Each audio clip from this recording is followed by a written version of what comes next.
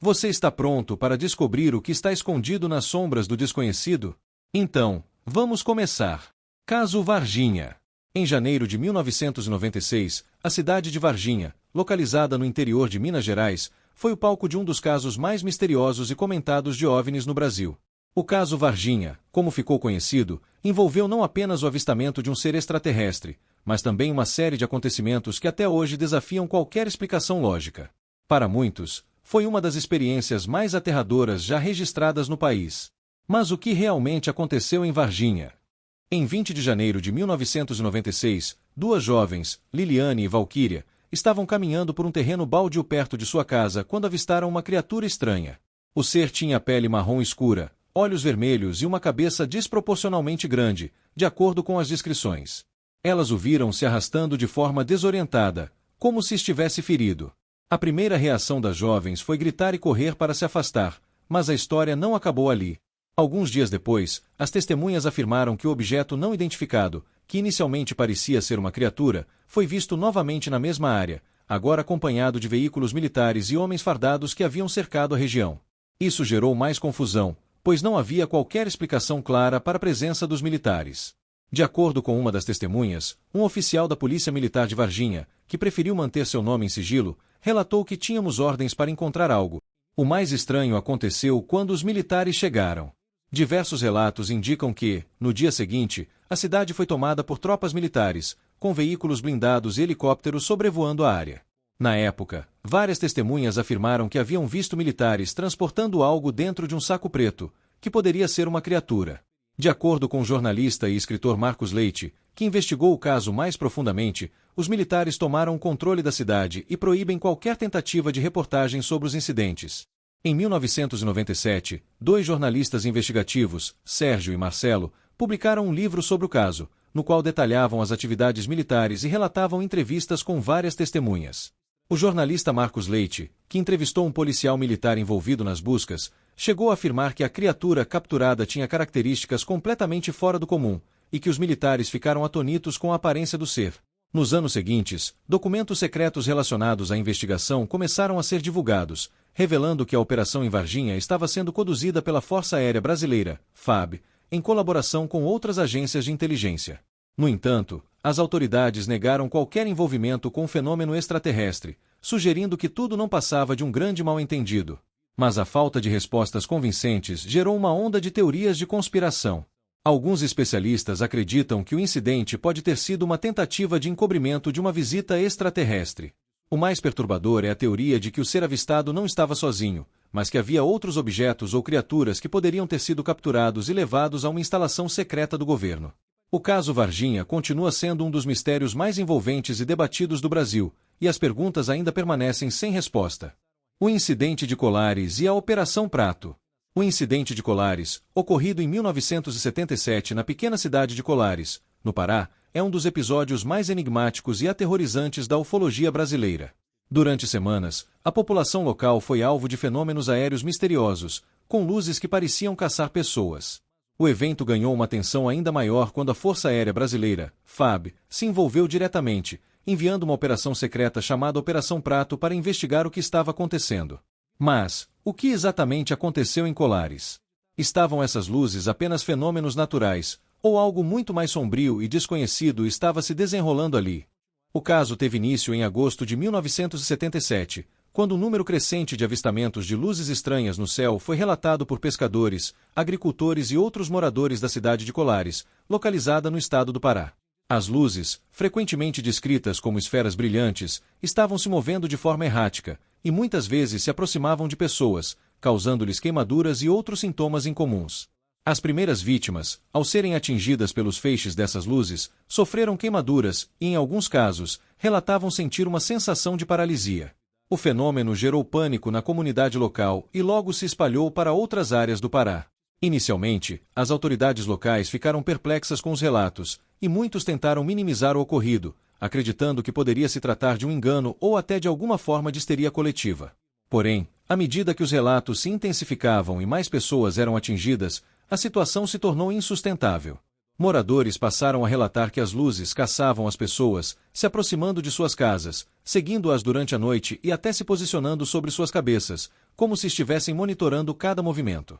Alguns afirmavam que sentiam uma forte pressão sobre suas cabeças e um medo inexplicável quando as luzes se aproximavam. Diante da escalada dos eventos e da pressão crescente sobre as autoridades, a Força Aérea Brasileira decidiu intervir. Em resposta, foi criada a Operação Prato, uma missão secreta coordenada pela FAB com o objetivo de investigar as ocorrências de OVNIs em Colares. A operação foi liderada por oficiais militares, incluindo o capitão de avião Irange Figueiredo e o médico Dr. Luiz Pereira, além de outras testemunhas militares que participaram da missão. Os militares foram enviados para a cidade e áreas vizinhas com a tarefa de observar, documentar e tentar entender a natureza dos fenômenos. Os oficiais da Operação Prato rapidamente se depararam com o mesmo fenômeno estranho que os moradores haviam descrito.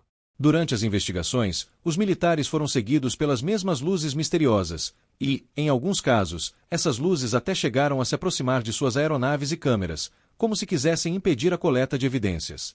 Em um incidente particularmente notável, uma câmera fotográfica usada para registrar os OVNIs falhou inexplicavelmente quando os objetos foram capturados no visor.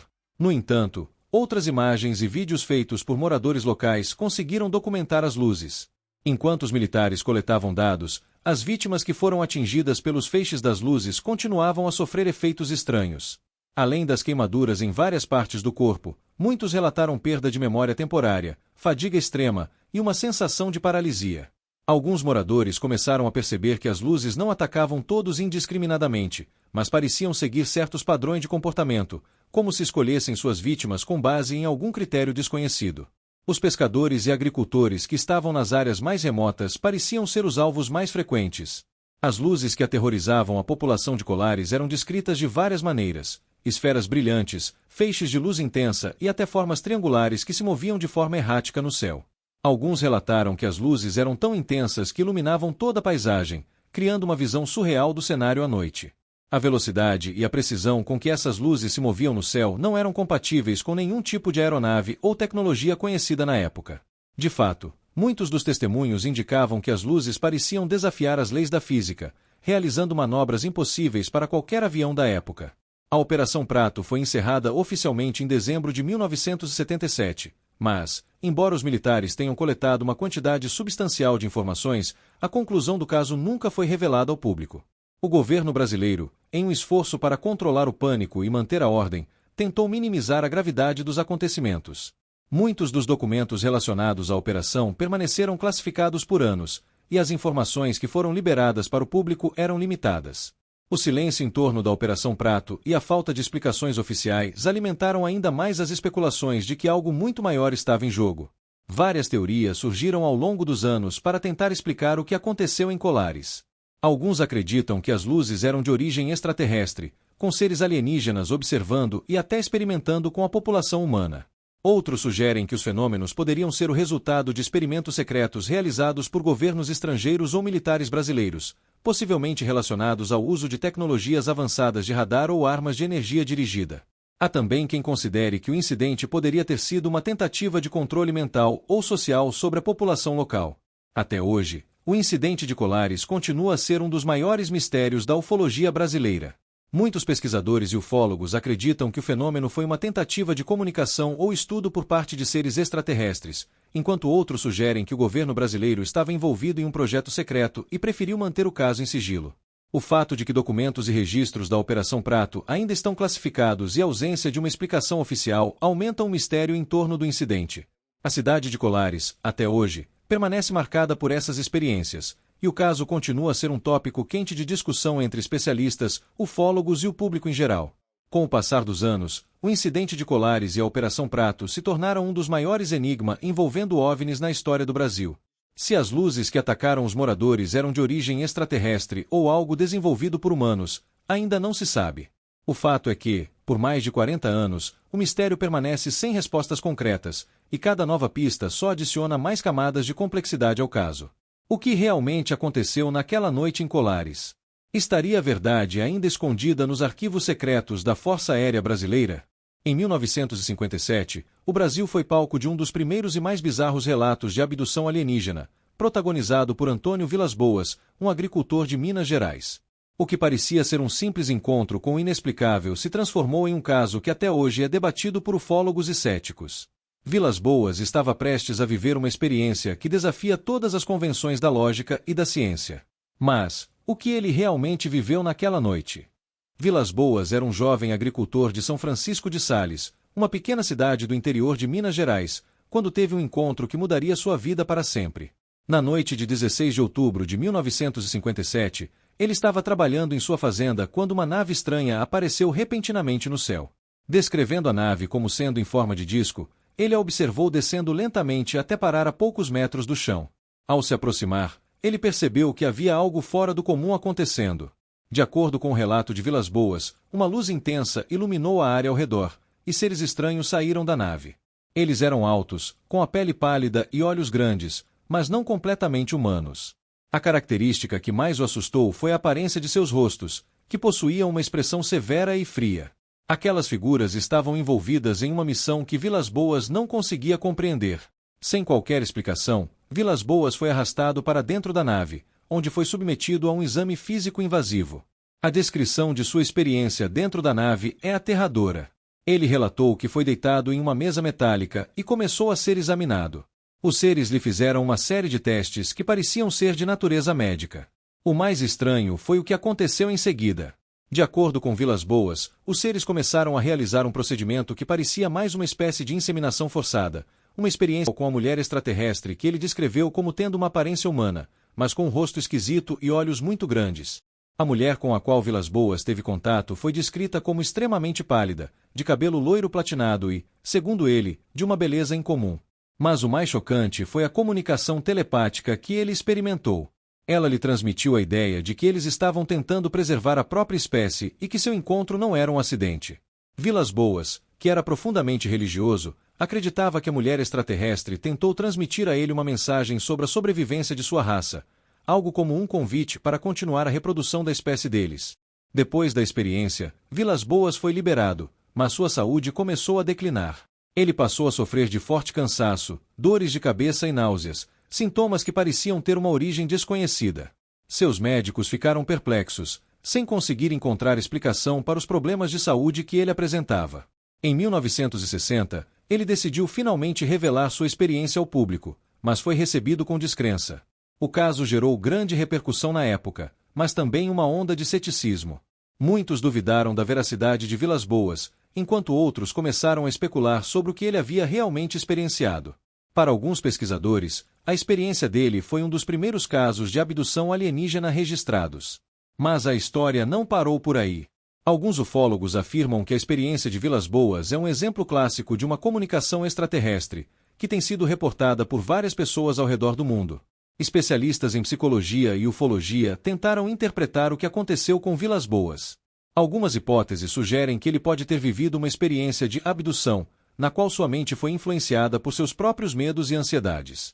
No entanto, os detalhes do relato de Vilas-Boas, especialmente sobre o exame físico e a comunicação telepática, são difíceis de explicar como alucinações ou distúrbios psicológicos. Isso levanta a questão: seria Vilas-Boas vítima de um fenômeno extraterrestre ou de algo mais complexo, como uma operação militar secreta? Hoje, o caso de Antônio Vilas-Boas é considerado um marco na ufologia. Ele foi um dos primeiros a relatar uma experiência tão vívida e detalhada com seres extraterrestres, e seu caso abriu as portas para uma nova era de investigações sobre abduções. A Noite Oficial dos OVNIs. A Noite Oficial dos OVNIs, que ocorreu em 19 de maio de 1986, é considerada uma das mais impressionantes e misteriosas ocorrências de avistamentos de objetos voadores não identificados na história do Brasil. Nesse dia, o céu brasileiro se iluminou com centenas de avistamentos de OVNIs em diferentes regiões, incluindo relatos de caças da Força Aérea Brasileira, FAB, que perseguiram as misteriosas luzes. O evento gerou uma reação rápida do governo e das autoridades militares, mas até hoje, muitos aspectos do caso permanecem sem explicação, o que alimenta uma infinidade de teorias e especulações. Tudo começou durante a noite de 19 de maio de 1986, quando os radares de controle de tráfego aéreo começaram a registrar uma série de objetos estranhos no céu, sobre a cidade de São Paulo e outras regiões vizinhas. Esses objetos se moviam de maneira incomum, com velocidades incríveis e manobras que nenhum avião convencional poderia realizar. Os controladores de tráfego aéreo ficaram alarmados com a presença de múltiplos objetos no radar, que pareciam surgir do nada e desaparecer tão rapidamente quanto apareciam. Naquela noite, uma série de testemunhas oculares começaram a relatar avistamentos de luzes intensas no céu. As luzes não seguiam os padrões de aeronaves comuns e pareciam se mover de maneira errática, muitas vezes mudando de direção abruptamente.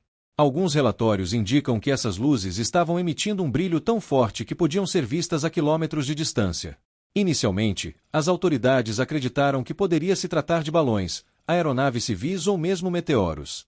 No entanto, o comportamento dos objetos e os registros nos radares indicavam algo muito mais enigmático. A situação começou a tomar uma nova dimensão quando a Força Aérea Brasileira, FAB, entrou em ação. Após os primeiros avistamentos em São Paulo, os militares enviaram caças para interceptar os objetos.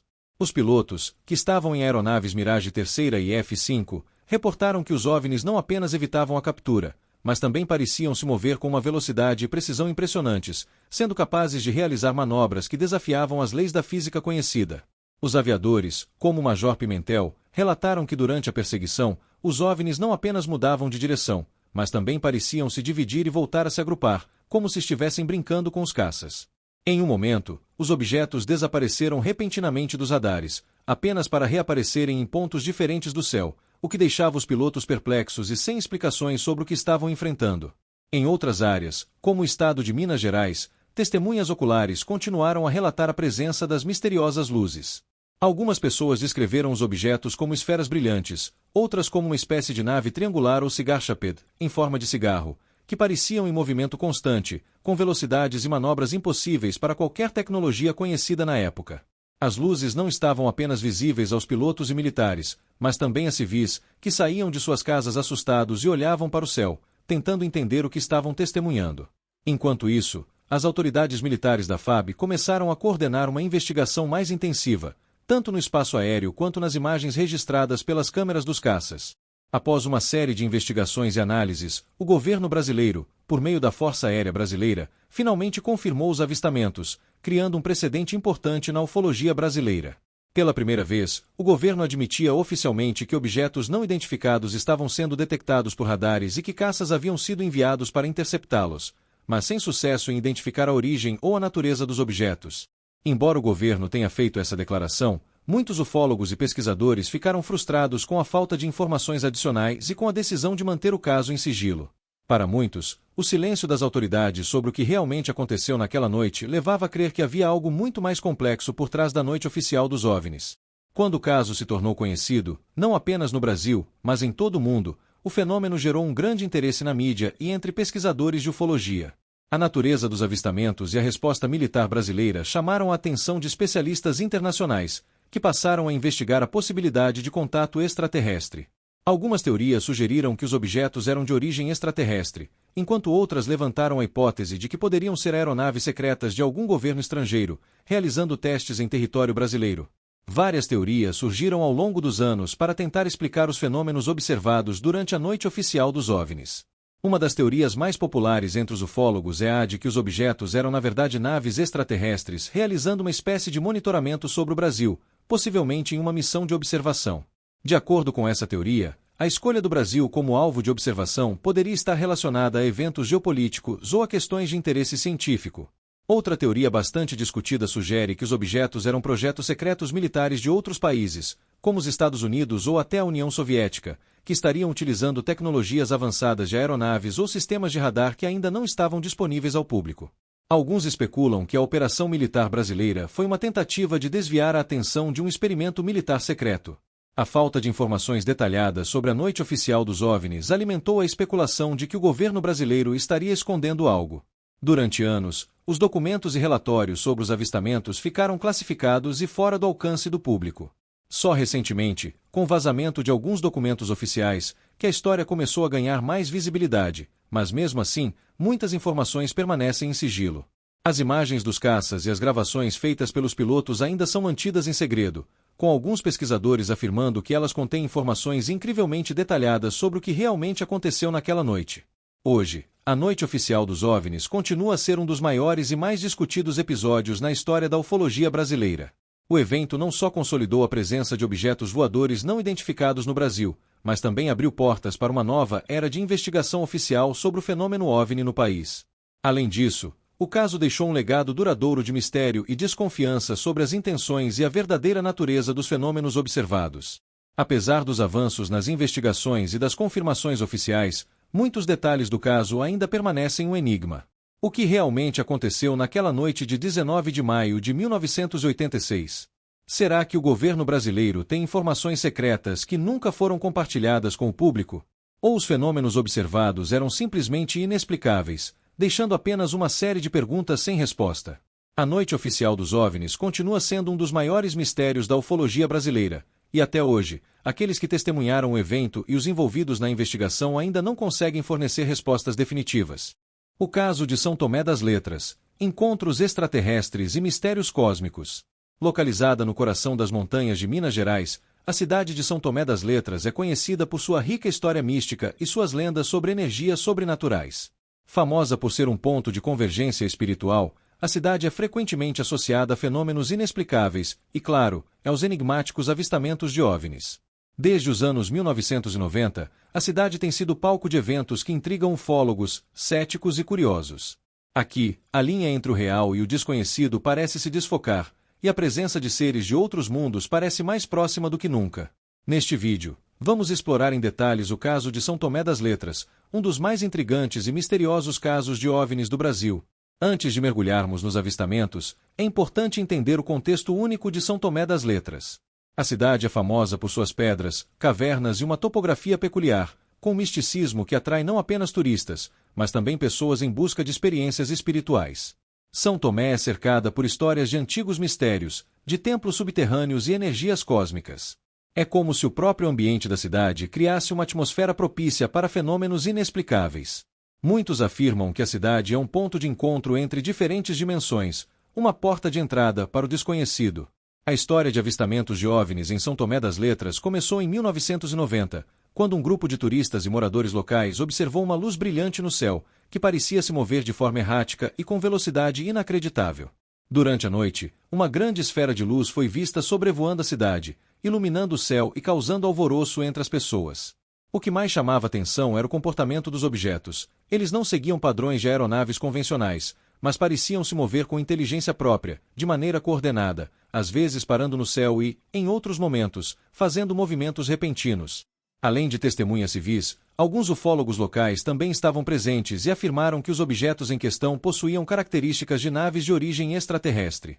Relatos indicam que os OVNIs se aproximaram de pontos específicos da cidade, como as pedras que têm sido associadas a energias místicas e cósmicas. Algumas testemunhas relataram até mesmo um tipo de comunicação com os objetos, uma sensação de que estavam sendo observados por uma inteligência superior. De acordo com as declarações das testemunhas, os objetos no céu não estavam apenas emitindo luzes brilhantes, mas também exibiam mudanças de cor, de branco para vermelho e azul. Alguns descreveram as luzes como pulsantes, o que parecia indicar um padrão específico de comunicação. Para muitos, a sensação de estar diante de algo não humano era palpável. De acordo com o relato de Silvio Costa, um dos moradores locais, ele e outros estavam na praça central de São Tomé das Letras quando perceberam uma forma discoide no céu. A nave parecia se mover de forma inteligente e se aproximou mais de alguns pontos específicos, incluindo um local conhecido por sua alta carga energética, o Vale do Sol. O mais estranho desse evento foi que, ao contrário do que se esperaria em um avistamento de OVNI, não houve pânico, mas sim uma sensação coletiva de curiosidade e admiração.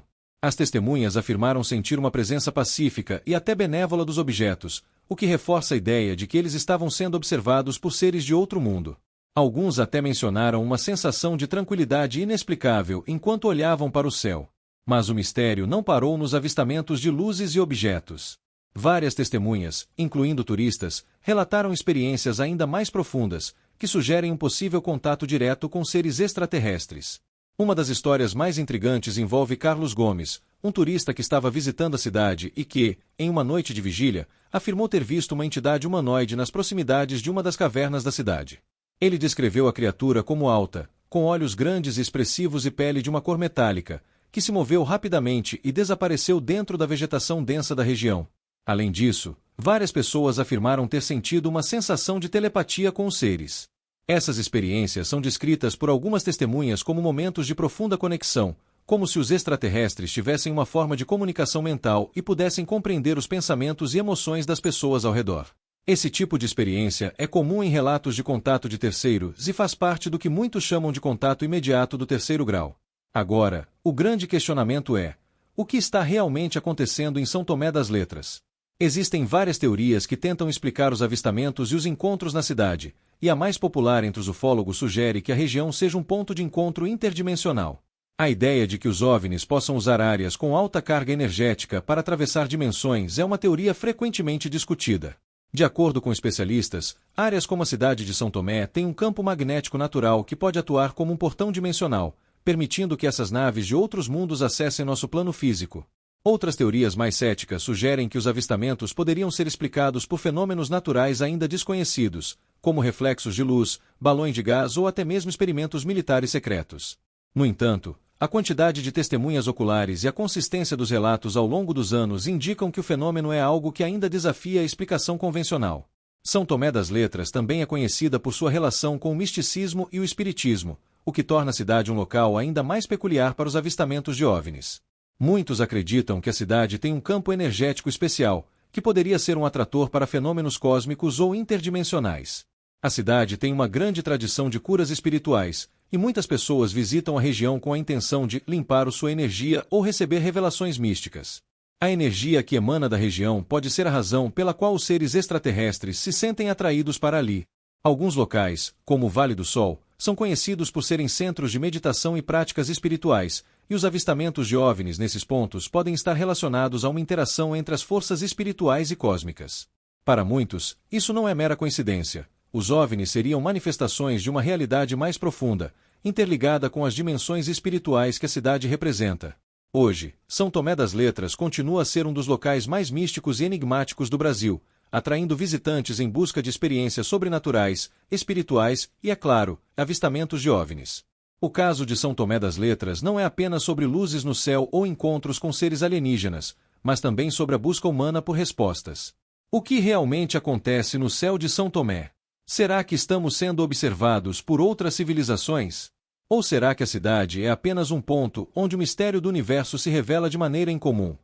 Enquanto as explicações permanecem vagas e os avistamentos continuam, São Tomé das Letras permanece como um enigma, um lugar onde o desconhecido se mistura com o espiritual, criando uma atmosfera única de mistério e fascínio. Obrigado por assistir até o final. Se você gostou do conteúdo, não se esqueça de inscrever-se no canal para não perder os próximos vídeos. Deixe seu comentário dizendo o que achou, sua opinião é muito importante. Compartilhe este vídeo com seus amigos para que mais pessoas conheçam esses mistérios.